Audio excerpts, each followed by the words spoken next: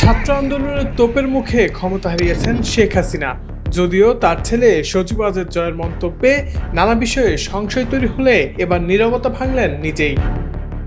ভারতে আশ্রয় নেওয়া শেখ হাসিনা অভিযোগ করেছেন তাকে ক্ষমতাচ্যুত করার ক্ষেত্রে যুক্তরাষ্ট্রের মতো বিদেশি শক্তিগুলোর হাত রয়েছে। 250-টিরও বেশি ডিজাইন অপশন নিয়ে ওয়ালটন স্মার্ট ফ্রিজ, বোঝে আপনার প্রয়োজন। এছাড়াও গতকাল দলীয় নেতাকর্মীদের উদ্দেশ্যে এমনই এক বার্তা পাঠিয়েছেন। বার্তাটি ভারতীয় সংবাদ মাধ্যম দ্য প্রিন্ট দেখতে পেয়েছে।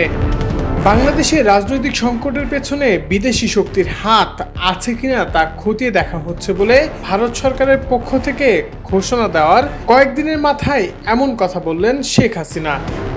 বার্তায় শেখ হাসিনা বলেন, আমি যদি যুক্তরাষ্ট্রের হাতে সেন্ট মার্টিন ও বঙ্গোপসাগর ছেড়ে দিতাম তাহলে আমি ক্ষমতায় থাকতে পারতাম। অনেকদিন ধরে যুক্তরাষ্ট্রের সঙ্গে শেখ হাসিনার সম্পর্কে টানাপোড়েন চলছিল।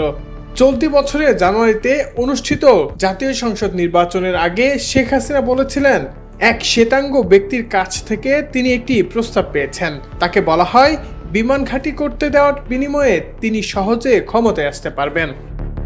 শেখ হাসিনা এ ধরনের বিদেশি শক্তির দ্বারা ব্যবহৃত না হওয়ার জন্য নতুন অন্তর্বর্তীকালীন সরকারকে সতর্ক করেছেন। দলীয় নেতাকর্মীদের উদ্দেশ্যে দেওয়া বার্তায় শেখ হাসিনা দেশে ফিরে আসার অঙ্গীকার করেছেন। তিনি বলেছেন শীঘ্রই দেশে ফিরে আসবেন। এছাড়া পরাজয় স্বীকার করে নিয়েছেন। পাশাপাশি তিনি বলেন জনগণ তাকে চায়নি বলে তিনি সরে গেছেন। এদিকে সকল জল্পনা কল্পনার অবসান ঘটিয়ে স্বীকার করেছেন পদত্যাগের কথা। আওয়ামী লীগের নেতাকর্মীদের মনোবল না হারাতেও বলেন তিনি।